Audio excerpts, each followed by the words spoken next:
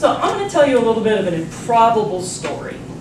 So forever and a day ago, when I was a little tiny kid, what I wanted to be when I grew up more than anything was I wanted to be a DJ on the radio. And not just any DJ, I wanted to be that wacky morning DJ, right?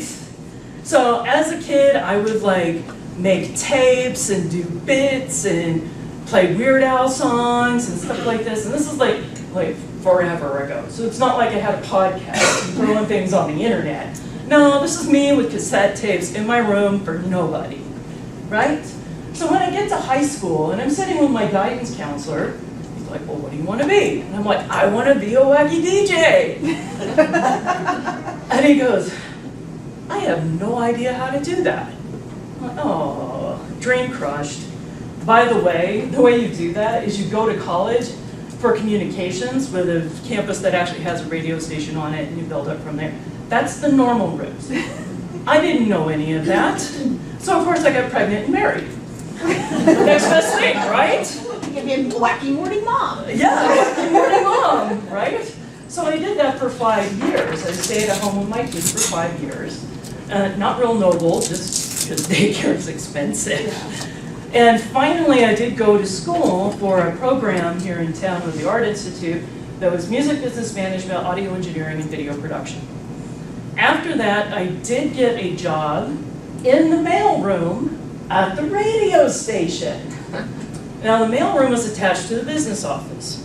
So while I'm biding my time trying to get in with a morning show, I'm getting more and more skills added to me while I'm in the business office. So I went from part-time mailroom to accounting clerk to accounts receivable to assistant to the controller. So every time, less than a year, I was getting promoted.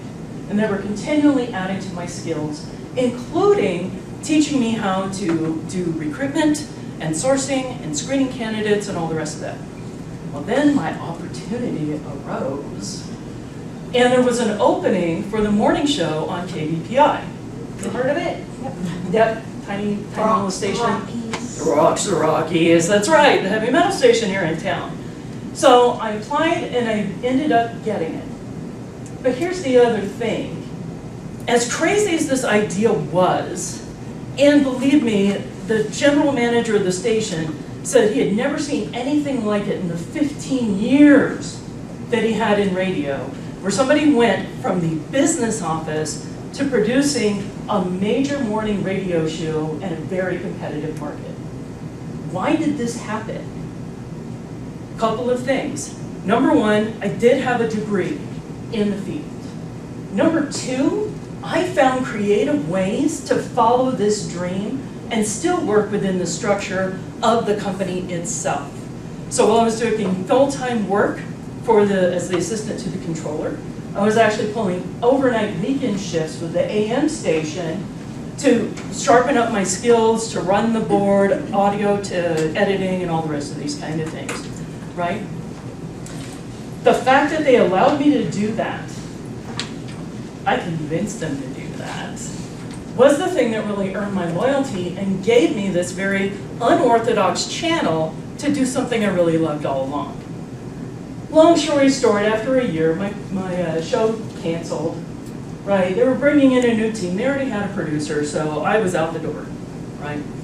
But I bounced around in temp jobs after that. I was trying to figure out, well, what was it that I really loved about working at the radio station?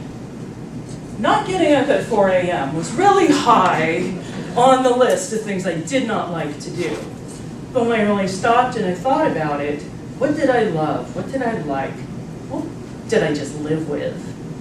And it came down to, I really love the administrative stuff. I really love the HR. I really love the accounting. I mean, I loved being in broadcasting, but I wanted to go back to those practical tools. And so I set out to find a job there, and I ended up with Rocky Mountain PBS, Channel 6, and I stayed there as their HR recruiter and accounting person for almost 5 years. So that's my story. And this is the kind of things you want to encourage in your employees. Do they have paths not only in the straight and narrow, this is what you do, you start off as a clerk, you move up to the, all the rest of that.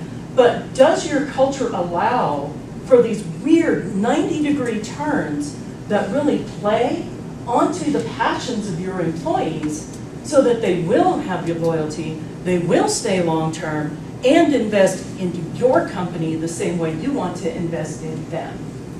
Make sense? Let's figure out how to do that.